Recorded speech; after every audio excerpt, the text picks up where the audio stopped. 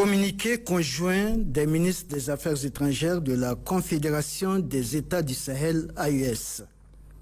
Les ministres des Affaires étrangères de la Confédération des États du Sahel ont suivi par voie de presse les délibérations publiques de la 65e session ordinaire de la Conférence des chefs d'État et de gouvernement de la Communauté économique des États de l'Afrique de l'Ouest, CEDEAO, tenue le 7 juillet 2024 à Abuja. Au cours de ce sommet, le commissaire de l'Union africaine en charge des affaires politiques, paix et sécurité, s'exprimant au nom du président de la Commission de l'Union africaine, a déclaré que, je cite, « Le retrait des 3 pays de la CEDEAO est inacceptable pour l'Union africaine et nous croyons en une seule CEDEAO. » Ce jugement de valeur est aussi surprenant qu'inhabituel de la part d'un fonctionnaire statutaire dont les missions et les attributions ne lui confèrent aucun droit d'ingérence dans les affaires intérieures d'États membres de l'Union africaine. Par conséquent, les ministres des Affaires étrangères de la Confédération des États du Sahel désapprouvent et condamnent avec la dernière rigueur cette attitude contraire au devoir de réserve et à l'obligation d'impartialité qui incombe à tout fonctionnaire d'une organisation intergouvernementale. Les ministres des Affaires étrangères de la Confédération des États du Sahel rappellent que, conformément au communiqué conjoint du 28 janvier 2024 des États membres de l'AES, suivi de notifications nationales transmises à la Commission de la CEDEAO, le retrait du Burkina, du Mali et du Niger de la CEDEAO est une décision souveraine et conforme aux dispositions du traité révisé de la CEDEAO du 24 juillet 1993. L'approbation d'un acteur tierce ne s'inscrit pas dans la dynamique responsable de la Confédération des États du Sahel, dont la priorité est et demeure la préservation de l'intégrité territoriale de ses États membres et la défense des intérêts vitaux de ces populations. À ce titre, toute appréciation de cette décision souveraine constitue une ingérence dans les affaires intérieures des États membres de la Confédération des États du Sahel et une violation des dispositions pertinentes de la Charte des Nations Unies, de l'acte constitutif de l'Union africaine et du droit international. Les ministres des Affaires étrangères de la Confédération des États du Sahel demandent à la Commission de l'UA d'indiquer la décision d'un organe politique de l'Union africaine sur laquelle elle se fonde pour faire de telles affirmations. Les ministres des Affaires étrangères de la Confédération des États du Sahel regrettent par ailleurs les jugements de valeur à géométrie variable de la Commission qui n'avait pas cru utile en 2000 de juger inacceptable le retrait d'un précédent membre de la CEDEAO. Cette prise de position inappropriée, inopportune et contre-productive est contraire aux principes, aux règles et à la pratique de l'UA. Les ministres des Affaires étrangères de la Confédération des États du Sahel rappellent que le Burkina, le Mali et le Niger ont, depuis les premières années des indépendances, été à la pointe du combat pour l'unité du continent, la défense de sa dignité et la réalisation d'une véritable intégration africaine. Les ministres des Affaires étrangères de la Confédération des États du Sahel réitèrent la disponibilité de la Confédération à coopérer avec la Commission et les autres organes de l'Union africaine dans le respect strict des choix souverains de ses États membres et des textes de l'organisation continentale. Au regard de la gravité des faits et du précédent regrettable qui pourrait en découler, les ministres des Affaires étrangères de la Confédération des États du Sahel en appellent aux organes politiques intergouvernementaux de l'Union africaine, à savoir la Conférence des chefs d'État et de gouvernement, le Conseil exécutif et le Conseil paix et sécurité, afin qu'ils veillent au respect scrupuleux de la souveraineté des États membres. Fait à Ouagadougou, Bamako et Niamey le 11 juillet 2024. À travers cette visite, la ministre de l'Énergie, qu'accompagne la directrice générale de la Nigélec, le PCA de la Nigélec et les cadres centraux de son département ministériel, est allé constater de visu l'évolution du chantier de construction de la future centrale thermique de 22,5 MW dans l'enceinte de la centrale Niamey 2 gracieusement offerte par le Royaume du Maroc à notre pays. Le projet a démarré après la visite du Premier ministre de Son Excellence Mohamed Lamine Zine au Maroc en décembre dernier, que Sa Majesté le Roi a donné ses hautes instructions pour accompagner le Niger dans ce domaine de l'électricité. Donc c'est un don royal composé de 9 groupes électrogènes, en plus de matériel électrique. Donc ça sera un site qui sera livré à la Nigelec, Inch'Allah, clé à la main. On va assister, Inch'Allah, à la première production d'ici la fin du mois. J'espère, Inch'Allah, que ce projet, qui n'est pas d'ailleurs le premier de coopération avec la Nigelec, il y a d'autres projets qui sont en cours avec la Nigelec, mais Inch'Allah que ça sera un projet qui consolide, Inch'Allah, davantage nos relations d'amitié et de coopération. Cette centrale thermique, une fois terminée, renforcera le dispositif de la Nigelec avec d'autres projets en cours pour faire face non seulement à la demande croissante des besoins en énergie électrique des populations, mais aussi aller vers la souveraineté énergétique. Au nom de son Excellence le général Abdraman Chani et au nom du Premier ministre Ali Mohamed Lamine Zine, le Niger exprime sa profonde gratitude au Royaume du Maroc qui a offert gracieusement cette centrale de 22,5 MW. Donc, tous mes remerciements, Excellence. Et ça montre l'exemple de partenariat bilatéral. Et considérer que ces installations sont les premiers échelons du lancement de la conquête de notre souveraineté énergétique. Et je prie Allah subhanahu wa ta'ala de nous aider à atteindre nos objectifs. La ministre de l'Énergie a terminé sa visite au poste Niamey Nord 6 à la francophonie pour s'enquérir de l'avancement des travaux d'extension et les difficultés liées à l'exécution du projet Nilasep par Rai Group, un des partenaires de la Nigelec. Ce projet vise le renforcement de la boucle du Niger Borobanda, centrale Gourel et centrale Niamey 2 en rehaussant le poste Niamey Nord de 106 kV à 132 kV. La République du Niger et le Royaume du Maroc, deux pays frères, ont durant de longues années regardé ensemble dans la même direction pour bâtir un avenir radieux au profit de leur peuple. C'est dans cette dynamique que le Niger a été représenté à Dakhla au Maroc du 5 au 8 juillet 2024 à la 7e édition de la conférence internationale dénommée Morocco Today Forum par le ministre de l'Équipement et des Transports, le colonel-major Salissou Mahaman Salissou.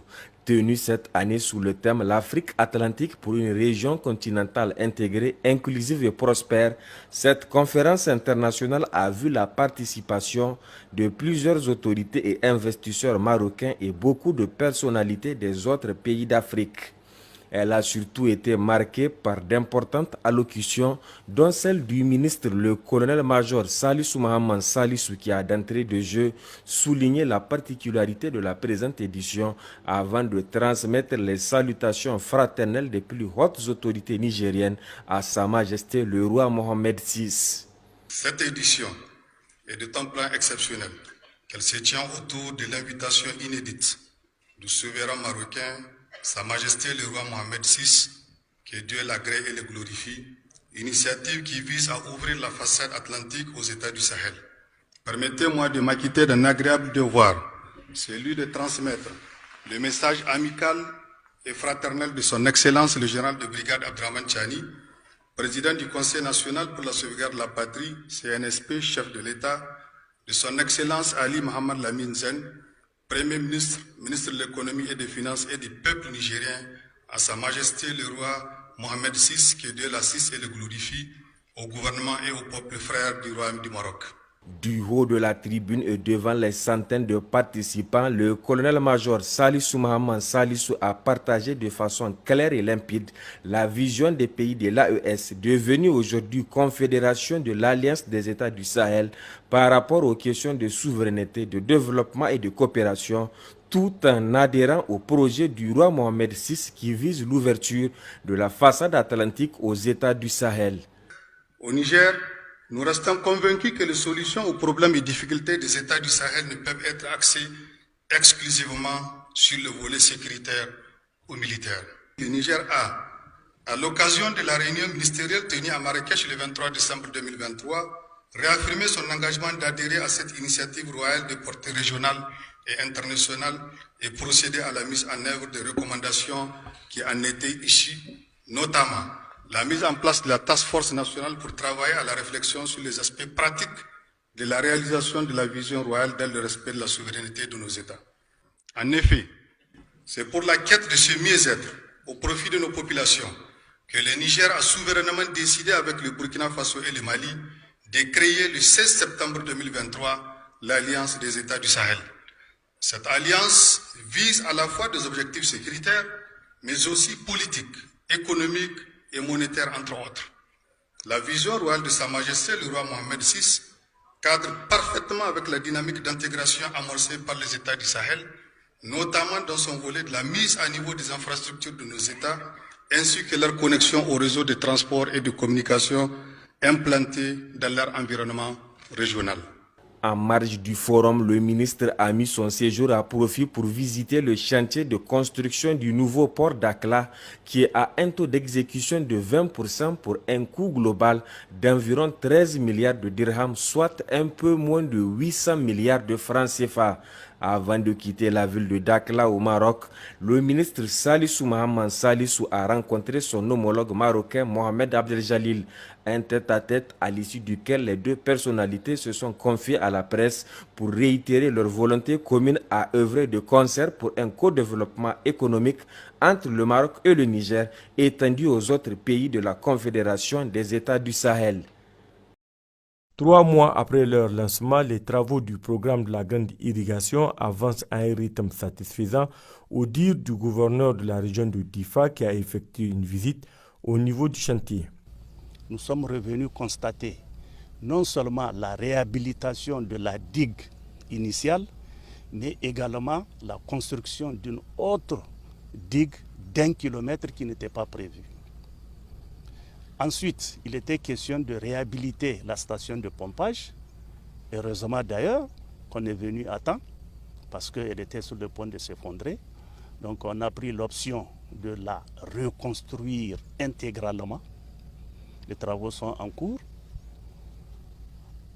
Également, autre chose qui n'était pas prévue, c'était la construction de nouveaux forages. Ces forages, leur avantage, c'est que ça rend l'irrigation des périmètres tout à fait indépendante de la circulation de l'eau de la Komadougou. Une digue de protection, de l'eau, de l'espace cultivable, des canaux, bref, tous les ingrédients sont réunis pour une relance effective de la production agricole.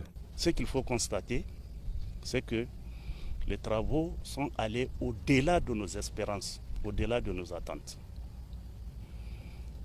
Les matériaux sont présents, le personnel est là également avec son matériel, aussi motivé qu'au départ. Après les techniciens, ça va nous faire en gros 75 000 hectares qui, si elles sont vraiment mises en valeur, exploitées, elles peuvent couvrir à elles seules et largement les besoins en riz de toute la population du Niger. Ce chantier du programme de la grande irrigation est exécuté par des Nigériens au grand bonheur des Nigériens. Pour ce qui est de la digue de 1,50 km, elle est terminée dans sa globalité. Il y a une autre digue qui a été jugée utile par le conseil technique, à savoir le génie rural et l'ONAHA, après une constatation de 1 km. Elle aussi, elle va finir dans maximum 2 semaines. Donc pour ce qui est de tous les canaux d'irrigation, actuellement on est actif là-dessus. On est en train de bousculer du mieux pour que, et aussi d'ici fin du mois, au large de la première semaine du mois à venir, qu'on arrive à finaliser. Pour ce qui est de forage, les 11 forages qui nous a été demandé de souffler, de réhabiliter, ont été réhabilités. Les 9 autres forages ont été réalisés. Et tout l'ensemble d'exors, tous les nécessaires qui rentrent dans la mise en eau sont sur place ici à Difa. Selon les explications fournies par les techniciens de contrôle, les ouvrages ont été exécutés dans le respect des règles de l'art. Ainsi, Difa pourrait produire plus de 600 000 tonnes de riz par an contre un besoin national estimé à 550 000 tonnes. À l'analyse de ces chiffres, le général de brigade Abdrahman Chani, président du Conseil national pour la sauvegarde de la patrie, est sur le point de gagner son pari de la souveraineté alimentaire. Un engagement qu'il a placé au cœur de ses priorités. Cette rencontre de haut niveau entre les autorités nigériennes en charge du secteur pétrolier et la délégation tchadienne conduite par la ministre tchadienne du pétrole, des mines et de la géologie a pour principal objectif la relance du projet du pipeline Niger-Tchad-Cameroun.